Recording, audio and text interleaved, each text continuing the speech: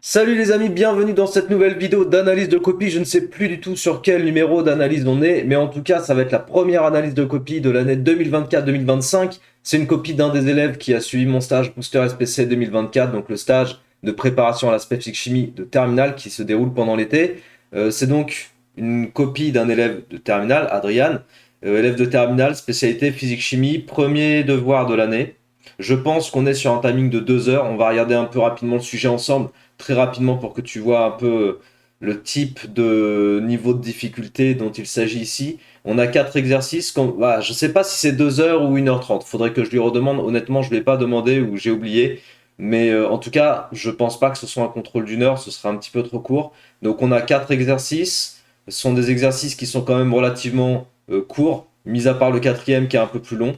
Le troisième, si quand même il y a un petit peu plus de matière sur le troisième exercice, puisque cette page-là, ça reste le troisième exercice. On est sur un exo en 2 parties avec du titrage. Et puis le dernier exercice, c'est du Beer-Lambert.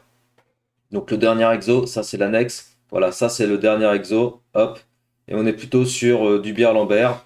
Et avec petite annexe à rendre avec la copie. Donc on reconnaît directement la courbe de suivi d'un titrage, pH métrique. Et on reconnaît pour l'exercice 4 la droite d'étalonnage. Ça c'est pour le dosage Beer-Lambert. C'est une histoire de diode comme d'habitude. Voilà, voilà. Je n'ai pas le barème exercice par exercice, mais ce qu'on va faire dans cette review de copie, c'est qu'on va regarder un petit peu le style de rédaction, les choses qui vont pas, les choses qui sont améliorées, améliorables, et puis on va commenter un peu tout ça. Donc pour démarrer, on regarde l'exercice 1. L'exercice 1, c'est la spectroscopie infrarouge. On a un spectre infrarouge, on a 3 molécules proposées, on a les bandes d'absorption caractéristiques classiques. On te demande à quelle molécule appartient ce spectre et nommer la molécule. Donc l'exercice 1, c'est ce qu'on pourrait considérer comme étant l'exercice sur lequel on va t'évaluer au niveau de la nomenclature en terminale. Bon, tout de suite sur un spectre comme ça, on voit un pic à 1700, un pic de forte intensité qui caractérise une double liaison CO. Et puis on voit une bande large de forte intensité aussi, vers 3000, qui caractérise le mélange entre les CH de toute molécule carbonée et de la bande d'absorption caractéristique des OH carboxyles. Voilà, les OH carboxyles, ils forment une bande large vers 3000. On te le rappelle ici, mais après, quand tu as l'habitude de caractériser les bandes comme ça rapidement, tu sais que ça c'est OH d'un carboxyle, ça c'est C double liaison O. Et, euh, et puis du coup, ça nous indique tout de suite que notre molécule elle contient un C double liaison O et un OH, donc c'est un acide carboxylique, c'est la molécule A, c'est l'acide éthanoïque. Alors qu'est-ce qui n'allait pas? On verra la note à la fin, bien sûr. Qu'est-ce qui n'allait pas dans la rédaction de Adrian?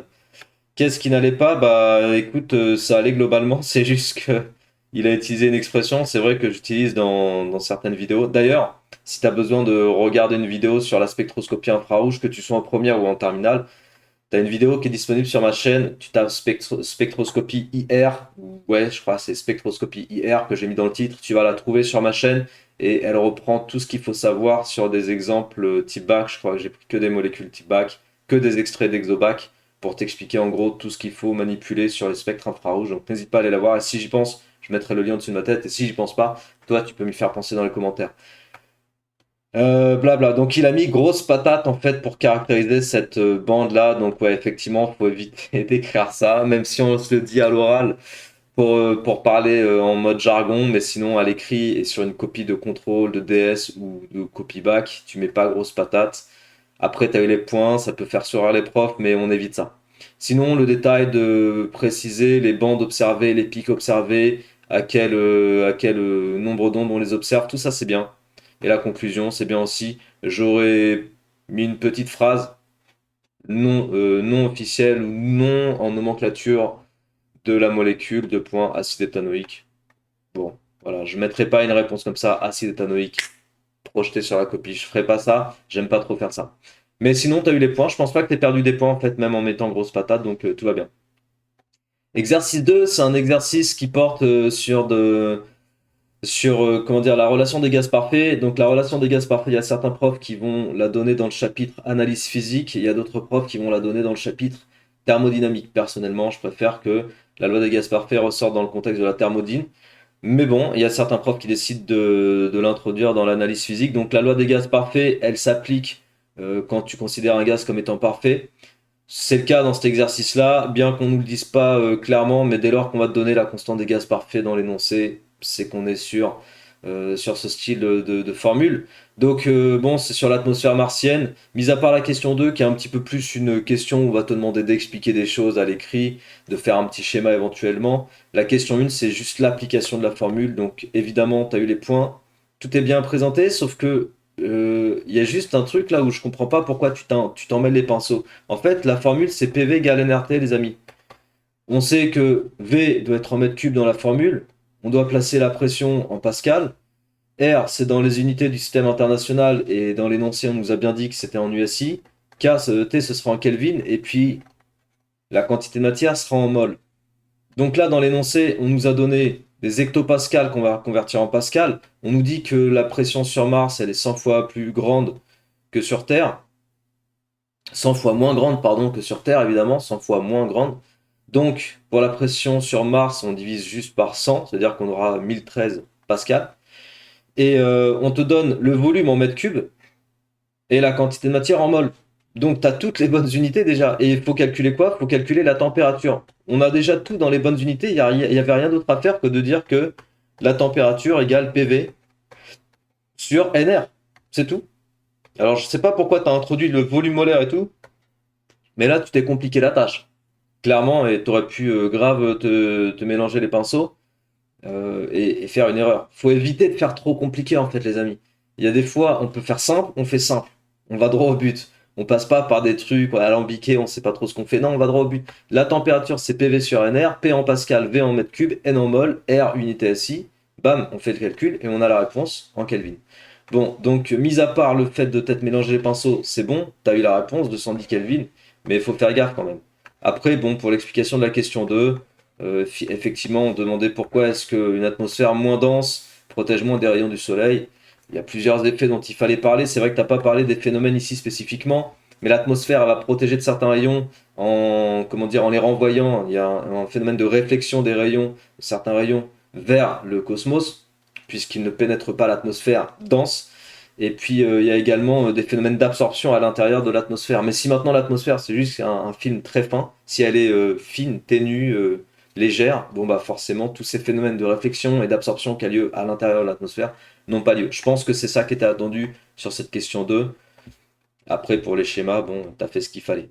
Alors l'exercice suivant. L'exercice suivant c'est sur l'ammoniac. Hop.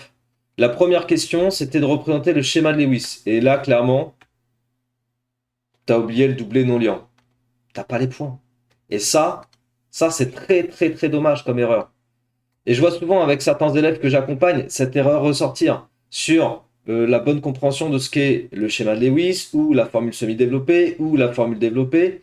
Non, il faut savoir. En plus, il n'y en a pas tant que ça à connaître. Donc, formule semi-développée, tu fais pas apparaître les liaisons CH. Formule développée, on fait apparaître toutes les liaisons. Formule de Lewis, on fait apparaître toutes les liaisons et on met les doublés non liants. Et là, en l'occurrence, dès qu'on a un exercice qui va traiter des réactions acide-base, parce que c'est le cas de l'exercice 3, clairement, la question sur la représentation de Lewis, faut pas la louper celle-là. Donc là, c'est point perdu, je pense que c'était 0,5 hein, à mon avis. Point perdu un peu bêtement, je pense, sur la question 1. Question 2, expliquer la grande solubilité de l'ammoniac dans l'eau, argumentation attendue. Donc pareil, question 2, je crois que les points ils sont partis un peu bêtement. Si tu veux expliquer la solubilité, il faut parler de la polarité des molécules. Donc, molécule polaire, soluble dans un solvant polaire. L'eau est un solvant polaire. Ça, on le voit en première. À cause de la structure de la molécule d'eau, on peut rappeler que la molécule d'eau, c'est un oxygène, deux hydrogènes. Et tu vas avoir ici des doublés non liants. À cause de la structure de la molécule d'eau, on a une molécule polaire, puisque le barycentre des charges négatives est décalé par rapport au barycentre des charges positives. Donc là, le barycentre des charges positives, il est par là, celui des charges négatives, il est là. Donc les deux barycentres ne sont pas confondus, c'est-à-dire que la molécule, elle est polaire. Donc l'eau est un solvant polaire. Et il faudrait montrer exactement la même chose pour l'ammoniac, dire que l'ammoniac est un solvant polaire également, est une molécule polaire. Et donc une molécule polaire est soluble dans un solvant polaire, et à partir de là, tu avais la réponse à la question, la justification, tu vois. Mais malheureusement, bah, tu l'as pas mis proprement, donc je pense qu'il manque.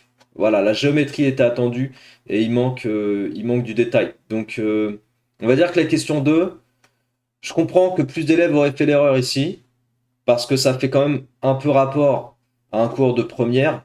Donc il faut garder en tête, les amis, que sur certains exercices, tu as besoin quand même de faire appel à tes bases de première. Après, le fait d'avoir redétaillé les électronégativités et tout, ça c'est cool, c'est bien. C'est bien de l'avoir fait. Question suivante, c'était la définition d'une base selon Bronsted. Donc là, ouais, tu as les points. Molécule capable, c'est vrai, on préfère espèce chimique. Molécule capable de capter un ou plusieurs protons H+, très bien. L'équation de réaction, alors attention ici à mettre les bons états de la matière. Si on dit dans l'énoncé que la molécule elle est sous forme gazeuse, on met gazeux. Faire gaffe à ça. Et par ailleurs, on met une simple flèche si jamais on ne nous a pas précisé que la réaction n'était pas totale. Tant qu'on t'a pas précisé qu'il y avait éventuellement un équilibre, etc., on met une simple flèche comme on fait en première. Je sais pas si tu as perdu des points ici, je suis pas sûr. J'ai pas le barème encore une fois, donc bon. Donc après, pour le choix de l'indicateur coloré, c'était sur la suite de l'exercice, il y avait un titrage et il fallait choisir l'indicateur coloré. Les amis, l'indicateur coloré, faut faire toujours la même chose quand on doit le choisir. On regarde les zones de virage des indicateurs proposés et on regarde le pH à l'équivalence. Donc, on prend la courbe pour ça. On regarde le pH à l'équivalence pour le titrage considéré. Le pH, bon, c'est très pourri pour la lecture, mais je crois que c'est à peu près 6 ou 7, il me semble. En tout cas, non. Ce serait plutôt ici. Ouais, ce serait plutôt ici, pardon. Donc on est plutôt vers 5 et quelques. Donc le pH à l'équivalence, c'est lui en fait qui est significatif. Et il faut en parler. Il faut dire le pH à l'équivalence vaut tant. Il se trouve dans telle zone de virage. Donc la plus adaptée pour désigner l'équivalence de cistrage, c'est tel indicateur coloré. Mais il faut vraiment spécifiquement dire que le pH à l'équivalence est dans la zone de virage. Il faut le dire. Si c'est pas dit, ce sera pas assez précis. Et là, il y a moyen d'avoir perdu un peu de points. Et des petits points par-ci, des petits points par-là, c'est ce qui fait que finalement, on est en dessous du 15, tu vois. Je suis déjà en train de te spoiler par rapport à la note, on verra la note à la fin, mais... Donc vraiment, indicateur coloré, il faut presser pH à l'équivalence, est-ce que c'est... Après, pour le reste, la lecture du volume à l'équivalence, le détail de ce qui se passe à l'équivalence, les résultats, les chiffres significatifs, le petit schéma, attention ici, mettre le petit trait par rapport, je crois que c'est la prof qui a rajouté, pour désigner le niveau de la surface libre du réactif titrant dans la burette. Tout ça, c'est bon. J'ai rien à dire. J'ai rien à dire spécifiquement. Les traits sont faits à la règle. Ça va. Là, je mettrai aussi un petit niveau ici pour désigner le niveau de la surface libre du réactif titré. Après, ce que j'aime bien, moi, c'est mettre les concentrations. Donc, C titrant, on peut dire CA égale nanana. Le réactif titré égale nanana. Ou je sais pas comment on appellerait les concentrations, mais en tout cas, c'est cool de le préciser. Moi, j'aime bien préciser. Pardon, la concentration, on la connaît pas, évidemment. Ah, c'était une erreur pédagogique. Non, il faut mettre le volume, voilà. Le volume du réactif titré que tu as mis dans le bécher. Et là, tu mets la concentration du réactif titrant qui est utilisé dans la burette. Bon, mis à part ça, il n'y a rien d'autre à dire sur cette page-là. C'était plutôt pas mal. L'exercice 4, c'est du Beer-Lambert. Donc ici, on a vraiment des questions classiques hein, sur Beer-Lambert, ce sera vraiment toujours la même chose. Je reprends l'exercice, voilà, exercice 4. On peut trouver expérimentalement un encadrement de la concentration en diode de la solution sans utiliser un spectrophotomètre. Expliquer brièvement la méthode. Bon là, ça a rapport avec le contexte de l'exercice. Je ne vais pas rentrer dans le détail, mais voilà.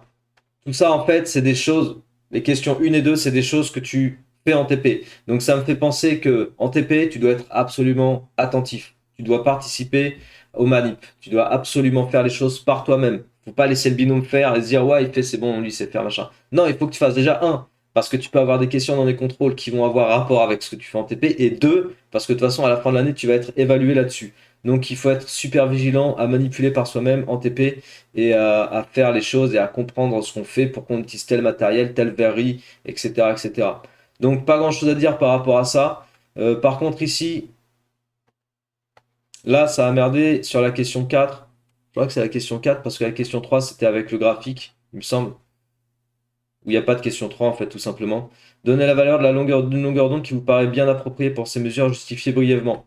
Donc là ce qui n'a pas été, d'après le spectrophotomètre, 0,70 d'absorption correspond à environ une longueur d'onde de 542. Là, on utilise lambda max en fait, 470 nanomètres.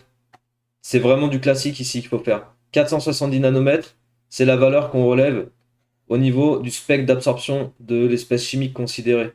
Là, donc 470, il faudrait lire proprement la valeur en abscisse, mais c'est ça qu'il faut faire. Il faut dire qu'on choisit de travailler à la longueur d'onde qui correspond au maximum d'absorption.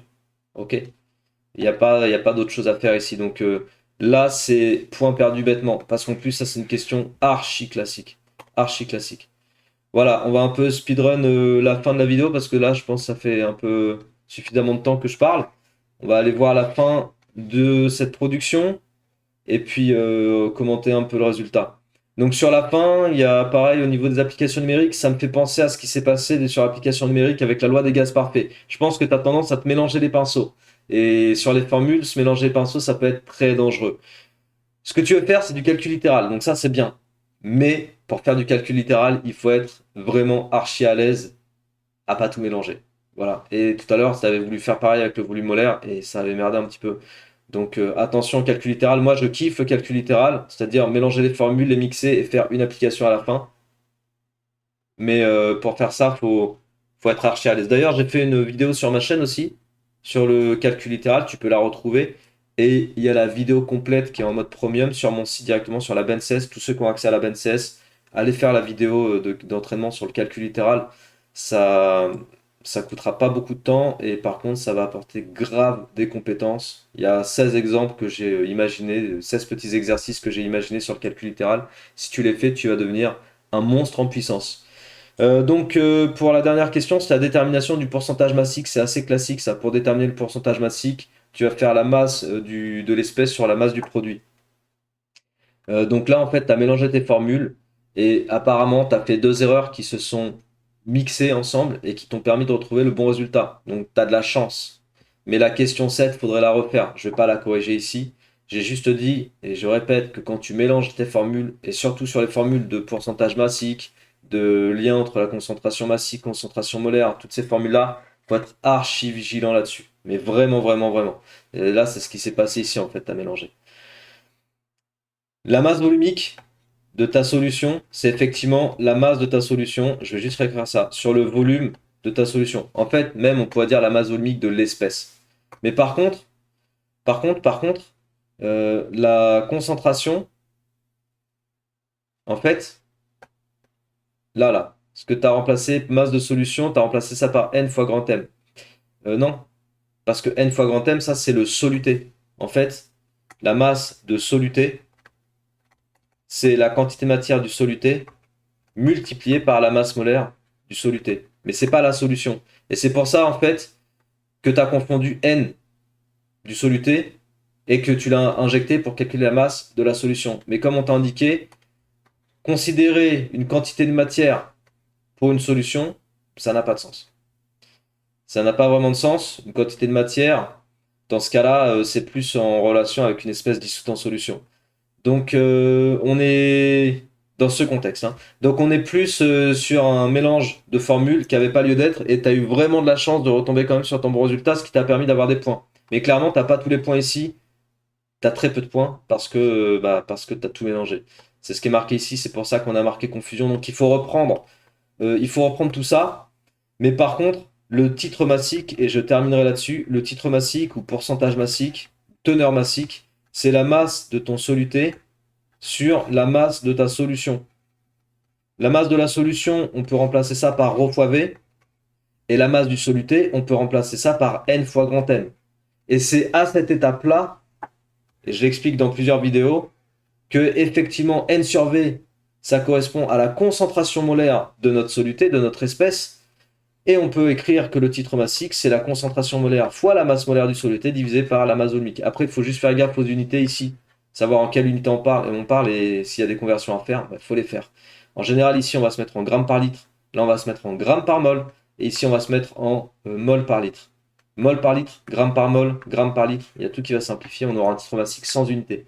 Donc, c'était le problème que tu as rencontré sur la question 7 de ton exercice, et c'est bien dommage. Donc, au niveau de la note, qu'est-ce que ça donne? Je répète, hein, Adrien, ce qu'il faut que tu fasses, impérativement pour t'améliorer sur les prochaines copies, c'est faire gaffe au calcul littéral, pas mixer les formules. Et donc pour ça, il faut s'entraîner sur le calcul littéral. Toi, tu as accès à la BNCS Academy, je sais, puisque tu fais partie des élèves de Booster SPC notamment.